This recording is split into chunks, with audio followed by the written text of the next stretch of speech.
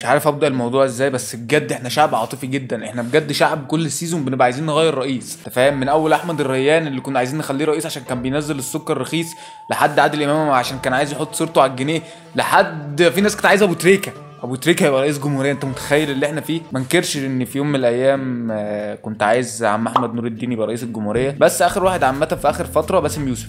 واخيرا الشاذلي. يعني انا بصراحه بقول جمله من عندي، نعم للشاذلي رئيس الاتحاد الطلبه. هو ما يمسكش اعلى من رئيس الاتحاد الطلبه عشان ما نروحش في داهيه. يا جماعه عايز اقول لكم برضو، لو لقيتوا دمي تقيل في الحلقه دي سامحوني، لان انا لسه طالع من فيلم الاسكندراني 110 جنيه على الارض حرفيا. انت لو دوست على اي حته في جسمي هقول لك جمله لاحمد العوض. يعني مثلا لو دوست كده هنا، احلى على الاحلى. لو دوست مثلا هنا، على الله حكايتك. لو دوست بقى عملت كده، ولا يا ولا. ودي الجمله اللي هو كان عمال يقولها في فيلم الاسكندراني. تخيل انت طالع من ساعتين حرفيا من زعيق احمد العوضي. ربنا يستر علينا بجد. المهم الشاذلي ده بجد عامل زي مين؟ عارف الرئيس حسني مبارك اللي هو تحس ان هو كان الراجل كان بيصرف علينا من جيبه، فاهم؟ هو الشاذلي بالظبط عامل زيه. ليه كده يا شاذلي؟ يا عم سيب الناس تاكل عيش يا عم. تحس الشاذلي حش فعلا. تحس الشاذلي واقف بكرباج، فاهم؟ واقف بكرباج على السوق المصري، اي حاجه بترفع سعرها ولا خد، عمال يكربك في الناس، فاهم؟ ليه كده يا شاذلي؟ سيب الناس تاكل عيش يا عم. ولا حد عارف يسد معاه، ولا جلجل ابو الجلاجل، ولا اي حد عارف يسد معاه، ولا افريقي. انا خلاص ما بقتش اسمع عن الافريقي. يعني جلجل ابو الجلاجل على الاقل ليه حس كده يعني بيطلع له بايفونين، بيطلع له بعلبتين شامبو بتاع، بيعمل اي لقطه. انما افريقي خلاص راحت عليه الافريقي، ولا زمن الافريقي يا حبيبي. عامة بحس اي حد بينزل ضد الشاذلي في السوق المصري مزوخي. اللي عارف الناس اللي هي بتحب تتكربج، اللي هو ايه، تعالى عايز تنزل للشاذلي في الاسعار، طب تعالى يجي الشاذلي مكربجه، فاهم؟ الراجل من كتر العروض اللي بيعملها ما بينامش. الراجل ما بينامش الليل عشان خاطرنا. رب تكون يا اخويا ما في وقت للمال. ربنا يحميك يا شاذلي بجد، مش عاتق مجال للراجل، ربنا يحميه. الراجل رجع قيمه الجنيه. انت متخيل؟ الجنيه بعد كل التعويم اللي حصل له ده، الجنيه كان محتاج اكسجين او محتاج ريفايف، فاهم؟ محتاج اعاده حياه. الشاذلي رجعها له، مش عايز يحط صورته على الجنيه. الراجل يعني الراجل رجع له القيمه ومش عايز يحط صورته على الجنيه. يعني يا شاذلي من اين لك هذا يا اخي؟ ايه كميه الكرم بنت اللذينه دي؟ يخرب بيتك يا اخي. تعالى اتفرج من عند الشاذلي تعرف تجيب ايه بالجنيه، بالربع جنيه يا معلم. بالربع جنيه احلى مشبك عليك. المشبك بربع جنيه، لا ليا علاقه بيتباع ايه ولا بيتعمل بيه ايه. لان الناس اللي زي حالاتي كده، اللي هي بتحب تحدف مشابك على الناس من فوق العماير، انا بعترف ان انا بعمل كده. انا زعلان ان انا بعمل كده، بس بحب المتعه الصراحه. فامي لما بتلاقيني رميت المشابك كلها بتنزلني بقى ايه، الف على العماير اللي حوالينا، لم المشابك. فدي حاجه هتوفر عليك يا باشا. ارمي المشابك يا باشا واطلع على الشاذلي اشتري احلى مشابك بربع جنيه. انت متخيل الرفاهيه اللي انا بقيت فيها؟ انا برمي المشابك بدون اي خوف وبدون اي ادنى احساس بالمسؤوليه. باشا الجنيه فاكن جنيه، انت بتعمل بيه ايه؟ ولا حاجه. الجنيه ده انا برميه كده، مش مهتم. نجيب بيه البانه عشان نقوي لاين على راي مكاوي. وابيع الواحده بجنيه. ماليش علاقه ببتوع البامبرز. بالجنيه يا باشا. بامبرز بالجنيه. مش عارف اتأثرت ليه كده الصراحة، مش عارف انا هستفاد ايه من البامبرز، بس اعتقد في قدام يعني لما يبقى عندي 30 سنة، يا رب الشاذلي يفضل مكمل لحد ما يبقى عندي 30 سنة واخلف عيل واروح اشتري من عنده بامبرز. بس اعتقد المتجوزين في قمة انبساطهم، في قمة الجمال. الاقتصاد المصري بيولع. تعال بقى لدي، تعال ب2 جنيه فاكن فستان، ب2 جنيه بفاكن 2 باوندز، ب2 جنيه من عند الشاذلي. فستان ال2 جنيه ركزي شوف عارف لك ايه، الفستان ب2 جنيه. يعني كيف؟ وانا اللي كنت بقعد اسيب اللنصص والجنيهات في المواصلات، واسيب عند البقال بقيه الكارت الفكه، واسيب. انا مش هحل. انا الربع جنيه هقف على ميتين امه. الربع جنيه انا اولى بيه، احوشهم كلهم واطلع بيهم من عند الشاذلي. حتى الناس مستغربه اللي انا كنت بسيب لها الفكه، لقوني دلوقتي واقف. هات يا باشا النص جنيه بتاعي. تعرفش انت النص جنيه ده بيعمل ايه عند الشاذلي لغايه دلوقتي؟ نص جنيه وجنيه و2 جنيه. تعالى بقى لل3 جنيه. مش قصدي حاجه، اعمل 4 ازاي غير دي؟ مش مهم. تعالى بقى لل3 جنيه. 3 جنيه كيلو بصل ب3 جنيه. بس وقعت قدامي صفقه بصل وهبيع الكيلو ب3 جنيه. يعني انت ايه حجتك للفشل اللي انت فيه ده يا مهزأ؟ انت ولا عندك كرامه ولا دم، ولا كيلو البصل ب 3 جنيه عند الشاذلي. قوم اجري اتحرك شوف حياتك، مالكش اي حجه للفشل دلوقتي. لو اهلك قعدوا يعايروك مفيش عندك حجه تقولها. الشاذلي عنده البصل ب 3 جنيه، عنده الفستان ب 2 جنيه، عنده انت ليه فاشل؟ فاهم يعني كيلو البصل ب 3 جنيه. اصل انا برضو اخر فتره ملاحظ ان امي بقت تستهلك واي فاي كتير، فمش بعيد تكون امي بتقعد تستنى العروض عند الشاذلي. يا دين امي لو عرفت ان البصل ب 3 جنيه مش بعيد تاخد نص نقله وتطلع عند الشاذلي تحمل. فاهم؟ حمل من عند الشاذلي يا ريس. مش بعيد اصلا يكون الناس اللي حواليه اللي شارين الشقق حواليه شاريينها عشان نلحق عروض الشاذلي اول باول. اجري على الشاذلي يعني. يا شاذلي انت رضيت كل فئات المجتمع ما عدا الشباب. شاذلي نزل عرايس، مش هقول لك نزل ذهب ولا شقق، لا نزل لي العروسه يا باشا، انا هاخدها من عندك. عروسه بس ما تكونش طالبه ذهب ولا طالبه حاجه، يكون بارخص سعر ممكن. يا شاذلي حس بالشباب بقى. المهم بقى التلفزيون المصري والمذيعين والمذيعات والقنوات بقت تتهافت عشان تعمل لقاءات مع الشاذلي. لقينا حد بيبيع كيلو البصل ب 3 جنيه. هو اختار ان هو يعمل مع ريهام سعيد. ريهام سعيد؟ انا اخر مره سمعت عن ريهام سعيد كانت عامله حلقه عن 3 في الشرقيه لابسهم الجن العاشق. ال3. وانا الصراحه مش لاقي اي مبرر لان الجن العاشق يلبس 3 من الشرقيه الا لو كان هو بيحب الفراخ اللي مش قيلها وراه. ايدك يا معلم، يا معلم ايدك الشيء معلش المره دي. ماشي اسف على الافيه بجد. بس المهم ان ريهام سعيد مش بتجيب غير الظواهر بجد، والشاذلي ظاهره. يعني الشاذلي مش رونالدو مثلا ظاهره في الكوره، مش ظاهره مثلا ان مديرك في الشغل يقول لك انت واخد يومين جزا. فاهم؟ لا هو ظاهره في المجمل ظاهره اي حاجه وكل حاجه وفي اي وقت وفي اي مكان. هو عدى دكتور مكاوي حرفيا، يعني دكتور مكاوي بيفهم في كل حاجه. لا الشاذلي يا باشا بيفهم في كل حاجه وبيتاجر في باشا ايه. هي مبدئيا اول لما ريهام سعيد دخلت على الشاذلي دخلت تدور على البصل. ايوه هو البصل ده اللي ب 3 جنيه ده ازاي بقى؟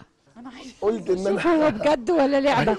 وده اللي شككني اللحظه ان ريهام سعيد بجد رايحه عشان الصفقات. يعني ريهام سعيد رايحه تستغل البرنامج بتاعها وتستغل ان هي مذيعه بدل ما تروح مع الناس في الزحمه، ان هي تروح تشوف الصفقات وتشتري تنقي براحتها. فاهمين؟ فدورت على اكتر حاجه هم محتاجينها كانت البصل.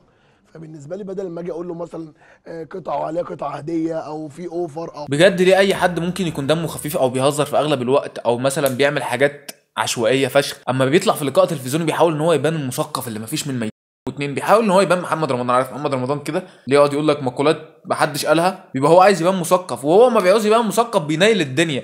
احسس اللي هو بيتابعني ان انا بمن عليه او هو بيشحت مني، فحبيت ان انا اقدم له البصل ده كنوع من انواع رد الجميل. يعني بتعملوا خير يعني؟ بس مش عايز احسبها بطريقه اللي انا بعمل خير على علن. بس المهم اللي اكتشفته من لقاء ريهام سعيد والشاذلي ان الشاذلي بيشحت الناس. بمعنى اخر الشاذلي بيساعد الناس، وبدل ما يساعد الناس معززين مكرمين في اماكنهم ويروح يديهم الحاجه من غير فلوس وببلاش، هو حرفيا بيجيبهم الساعه 12 الظهر 2 مليون بني ادم في محل متر في متر ونص، وما فيهوش مروحه ولا في حته، ما مش بعيد يكون مخزن تحت الارض اصلا، ويقعد كده يرمي عليهم الحاجه ب 150 باتنين ب 3 جنيه. فاهم؟ والناس بقى تقعد بقى ايه. فعلا يا شاذلي هو ده الخير فعلا. ودي حاجه على فكره تثبت لك النظريه اللي قلتها قبل كده ان كل انسان جواه طبع حيواني. تعال اتفرج عند الناس دي لما تدخل في الزحمه عند الشاذلي بتبقى عامله ازاي. اهي بلسانها اعترفت ان هي جايه تعمل اصلا صفقات من عند الشاذلي وعماله تساله على الايفون ابو 300 جنيه. في ايفون ب 300 جنيه ده ايه؟ ايه قصته؟ هو القصه مش قصه الايفون اللي هو ب 299 كان ايفون كام؟ كان 11. طب عايزه واحد. مش عارف مين اللي ممكن يصدق ان في ايفون ب 300 جنيه. يعني ده لو الشاذلي نفسه مش هيعرف يعمل كده. اللي هو الشاذلي بيعمل عروض، فلو هو الشاذلي اصلا مش هيعرف يعمل الايفون ب 300 جنيه. ما تضطرنيش اشرح الافيه بالله عليك عشان بيبقى وحش لما بيتشرح بجد. بعدين في المشاهدين كده يعني انا عايز مشاهدين بجد، يعني مش هينفع اللي بيحصل معانا. 150 جنيه البومب كده بايه 150 جنيه. وقعدت بقى ريهام سعيد تغني معاه وتخليه يعمل بروفات قدامها وبتاع ويرقصوا مع بعض وتصاحبوا وهم بقوا عيله واحده عشان برضه تستغل ان هي تاخد من عنده صفقات. ريهام سعيد انا فاهم دماغك كويس ماشي. وهنا ريهام سعيد سالته السويت شيرت بكام؟ قال لها ب 150. يعني السويت شيرتس اللي هناك دي بكام مثلا؟ 150. يا سلام. طبعا كلنا عارفين لو كانت قالت له الهودي بكام بدل السويت شيرت كان يقول لها بكام؟ 1300 جنيه. المهم اخر حاجه نزلها الشاذلي 250 بروتين دراجون 250 وزنه كيلو 250 بروتين ب 250 جنيه. اوه ماذر فكر. انا مصدقتش طبعا، ما قلت اكيد الشاذلي انت هتتجن ولا ايه؟ مصدقتش طبعا. فدخلت بحثت بنفسي ازاي بروتين ب 250 جنيه. طلع في احتمال ان البروتين ده يكون بروتين بحقه حقيقي، مش بودره صراصير مثلا، لا طلع في احتمال ان هو يكون بروتين بحقه حقيقي. اي نعم الاحتمال لا يتعدى ال 2.5%، بس في احتمال، ونو ريسك نو فن. لازم تاخد الريسك، ممكن يطلع بروتين بحقه حقيقي. ولو جالك تسمم ما ترنش عليا ولا تقول ان انا اللي قلت لك، اوعى تقول ان انا اللي قلت لك، اوعى تبقى مرشد. وحبيت اضيف حاجه كمان، بما اني راجل حاضر دوره ماركتنج نص ساعه، خدت فيها خبرات كتير. دوره الماركتنج دي انا قبل النص ساعه دي كنت حاجه، وبعد النص ساعه دي بقيت حاجه ثانيه. عارف الناس اللي هو عايز تعمل قصه نجاح بالعافيه. المهم بما اني واخد دوره ماركتنج نص ساعه، فاحب اقول لكم ان الشاذلي مش ناجح زي ما انتم متخيلين. يعني اقول لك مثلا لو في 10000 بني ادم محتاجين مثلا 10000 قطعه، فالشاذلي مش هيعرف يوفر لهم كده. انت فاهم ان هو كده ما باعش المبيعات اللي في دماغك. هو الشاذلي عنده 300 قطعه، باع 300 قطعه. طب والباقي؟ لا يا باشا ما اعرفش، انا ما عندي 300 قطعه بس. فهو كده ما نجحش النجاح اللي في دماغك. هو الشاذلي نجح في ان هو يعمل صيت ابن اللذين، يخرب بيت الصيت اللي فيه. مين اشهر واحد في مصر دلوقتي؟ انا اشهر واحد في مصر. الشاذلي يا باشا اشهر واحد في مصر. تاني حاجة بجد، يعني تاني حاجة، الناس بجد اللي بتقعد تقول مثلا الفستان ده خامته ورق بفرة، الهودي ده خامته ورق مناديل، البدلة دي خامتها ورق عنب. انت عارف اصلا يعني مبدئيا لو البدلة دي حرفيا معمولة من ورق العنب، انت عارف سعرها هيوصل كام؟ انت عارف لو الهودي ده من ورق البفرة عارف سعره هيبقى كام؟ انت عارف اصلا المناديل، باكل مناديل بكام دلوقتي؟ ده باكل مناديل ب 3 جنيه.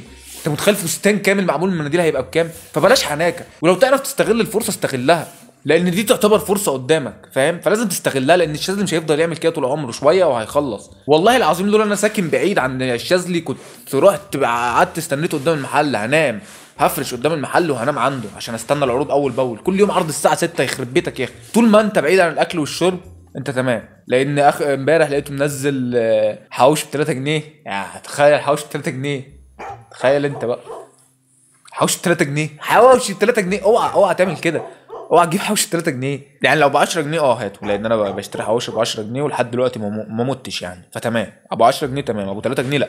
فاستمتع بالشاذلي قبل ان يذهب، قبل ان يزهق، قبل ان يمل، قبل ان يتحبس، عشان الاسعار اللي هو بينزلها دي مش طبيعي. يعني اكيد ممكن يكون بيسرق الحاجه دي كلها، او غسيل اموال مثلا، تاجر كبير مثلا، ممكن يكون والتر وايت بيغسل امواله عنده، فاهم؟ ساب سول جودمان وراح يغسل امواله عند الشاذلي، وطبعا طريقه اذكى بكتير وكرييتيف. واخر حاجه حابب اضيفها، اخر حاجه بجد، الناس اخر فتره عماله تشابهني بالاستاذ القدوه علامه في علم الكوميديا، الاستاذ محمد عبد العاطي. انت عبيط يا ابني، ده شرف ليا والمصحف ان انا ده الراجل ده اللي رجع الكوميديا، رجع عصر الكوميديا تاني الحياه اصلا. يعني يكون نبت شباب محمد عبد العاطي دي حاجه كبيره فشخ. يعني انا خلاص انا مش عايز حاجه تاني من الدنيا. فقول لي يا عم، انا شباب الاستاذ محمد عبد العاطي، القدوه، الكينج، الملك، علامه في علم الكوميديا. الراجل ده مش طبيعي يا جدعان بجد بجد. رب ما يزهق، يا رب يفضل ينزل حلقات على طول. وبس يا شباب، انا عندي فاينل وممكن اعيط دلوقتي. يلا اشوفكم في حلقه جايه، ويا رب انا بقى شاذلي اتقل امنتج الحلقه وانزلها، وبعد كده بنزل العروض اللي عمال تنزلها دي. اوعى تصير الجدل تاني، اتقل. وعملنا سبايدر مان.